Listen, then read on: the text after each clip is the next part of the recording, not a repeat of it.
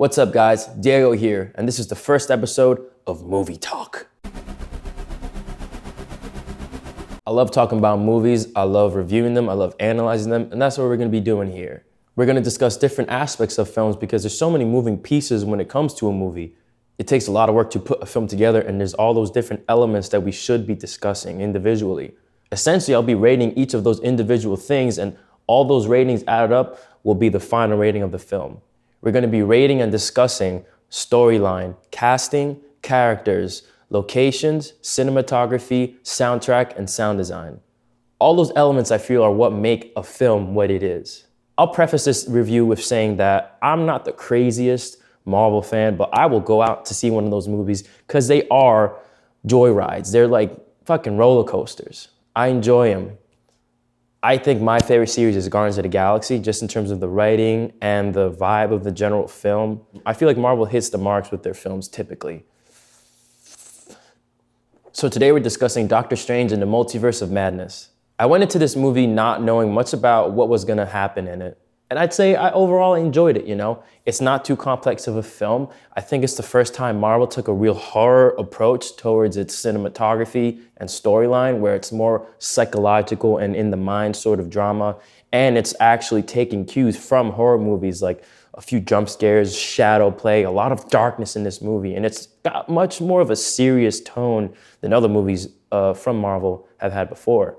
Now the storyline seems to go that there's this girl, America, that Strange has to save in the beginning of the film, or decides to save her. He doesn't have to save anyone, but you know, he's a good guy. So he saves this girl, and then he kind of gets into this whole thing where he has to protect her because she's being chased down by the Scarlet Witch. I think you could go into this movie not having needed to see any other Doctor Strange films. They did a good job with just kind of drawing you in to the story and kind of keeping you in tune with what's going on. You don't really need to know much of anything else beforehand. So the Scarlet Witch is like kind of big sad about not having her kids in her world. There's now this film is dealing with parallel universes, essentially, different timelines, different periods, which is like, everything everywhere. Interesting how those both films come out almost at the same time, and they've got those similar approaches to their narrative. Doctor Strange essentially has to watch over and save this girl, America, as she learns about her power, which is essentially that she could travel through multiverses. She's only capable of doing this through fear, though. When she's in a moment of total fear and she's afraid she's gonna lose her life or something, you know? Which is like, okay, I get it, you know? It's a comic book thing, and it's like, of course, it only activates in the most intense moments. I gotta say, one of the main reasons I love watching Doctor Strange's movies is because of the visual effects and how crazy it gets. It gets so trippy, you know? I did want to see this on acid, I'm not gonna lie. And for those of you that don't do drugs or psychedelics, I'm sorry. But I did want to experience it like that, and I didn't, okay? Saw it sober, I was a sober dude.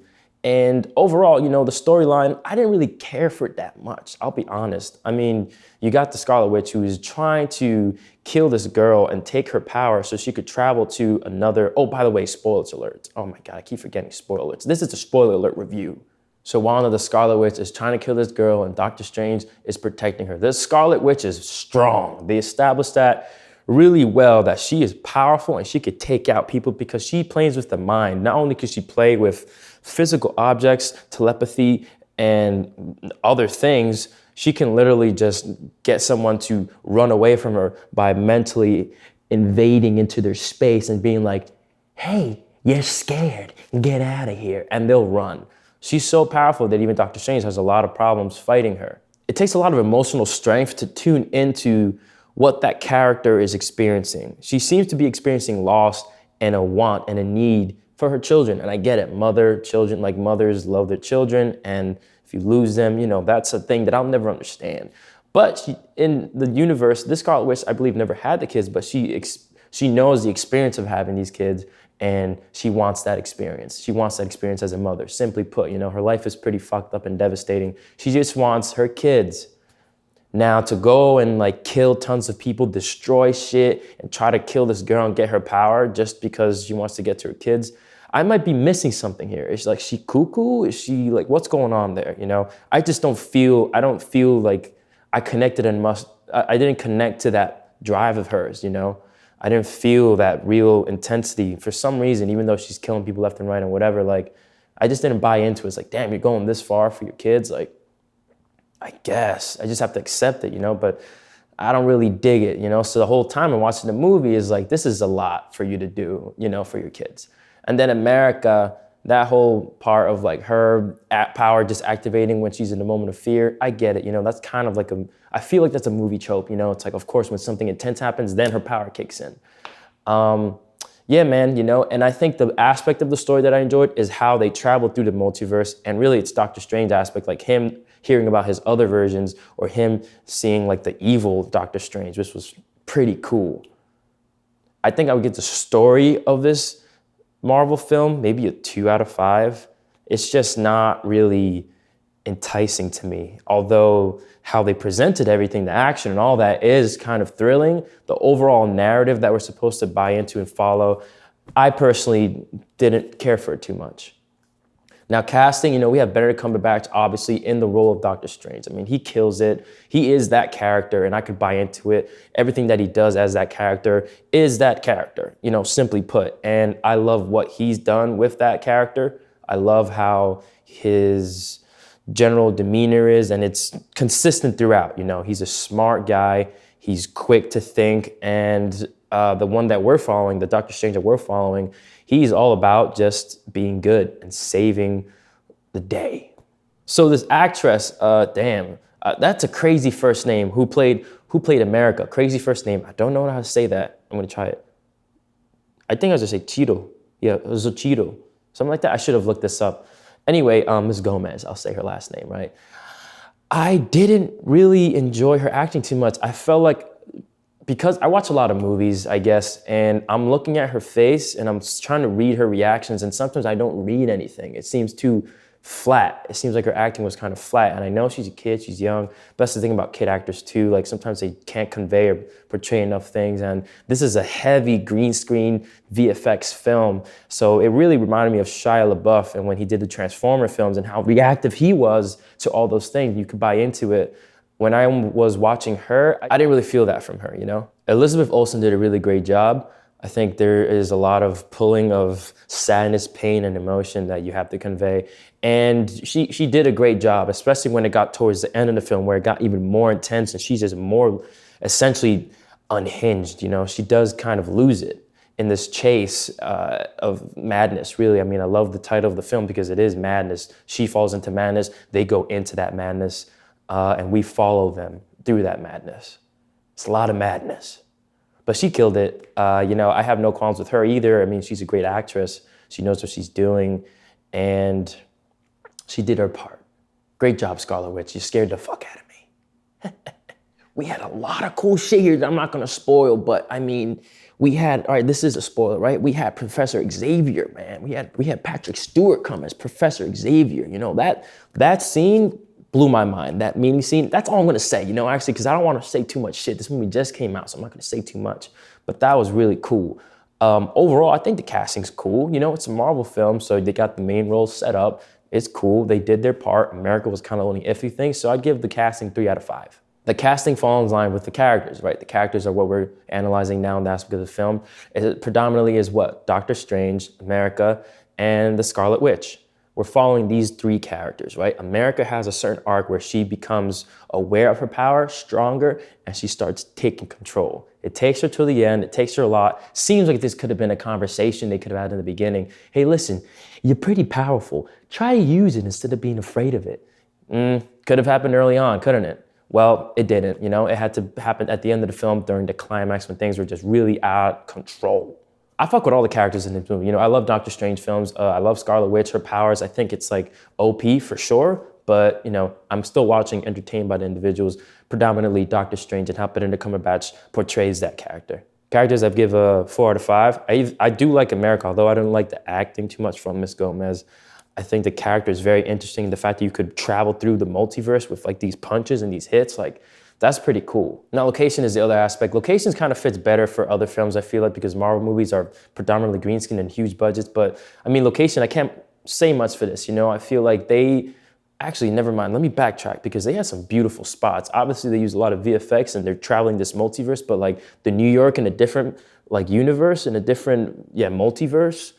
I thought that was really cool. I thought they got very creative with this like set designs and pieces. Marvel always does a great job with like their set design and locations. So I would give location 5 out of 5. I was always taken away from the environments that these characters found themselves in. And Marvel did a great job with just, making some dope spots to fight in. Especially that futuristic New York or parallel New York. Now the cinematography, this is a Marvel movie, so, we're gonna have a lot of crazy shit. We're gonna have a lot of craziness. I can't say that, the cinematography here, the cinematography here is creative, I would say, because, this film went down more towards a horror route. So it's like utilizing those angles, like these Dutch angles, darker lighting, this intensity that, you find in the horror movies.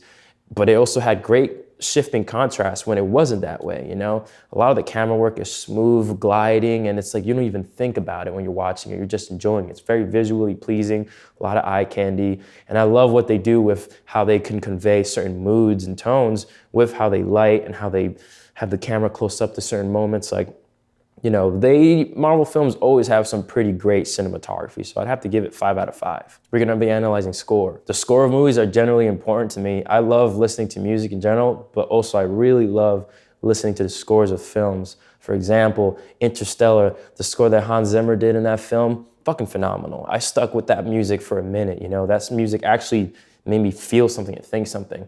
This movie, directed by, it's very generic superhero music.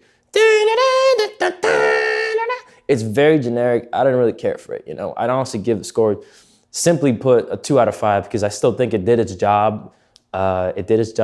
But it's not memorable. It just to me personally felt very generic. Now the sound design is awesome in this film simply because I guess it has that horror element and approach to it that they really had to fine tune the sound design at certain moments to really get you into the scene and into the environment and into the mind state of how the characters are experiencing what they're going through. I love the scene that I think everybody's gonna enjoy when the first time America unleashes the multiverse, when she gets afraid, Doctor Strange and her are traveling through these different dimensions, and it's just like these different sounds as they go through like each different universe and how it changes, like they become paint in one and you hear the sloshing of the paint. Marvel films, again, have huge budgets. Like there's no way the sound design is not gonna be incredibly engaging. So I would have to give this a 4 out of 5. I have to dock 1 because, I don't know.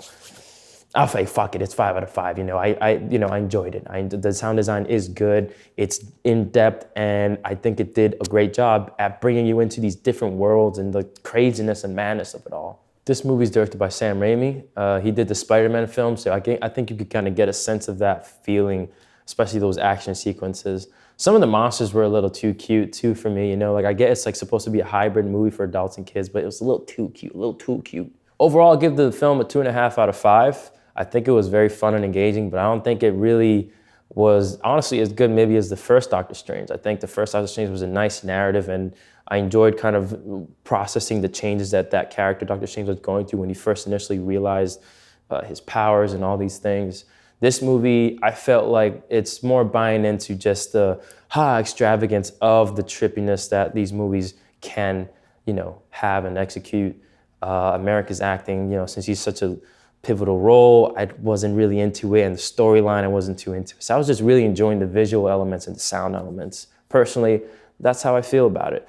Did you guys like the movie? I did enjoy it. Leave in the comments below what you thought about it. Do you disagree with me? Do you agree? Who knows? I don't know. Well, thanks for listening. Hopefully, I'm gonna do this more if you enjoyed this. And yeah, don't forget to like, comment, and subscribe. If you don't, I'm gonna call the Scarlet Witch, and then I'm gonna fucking have her break into your brain to plant that idea in your head to like, comment, and subscribe. Okay, that was dumb. But thanks for watching.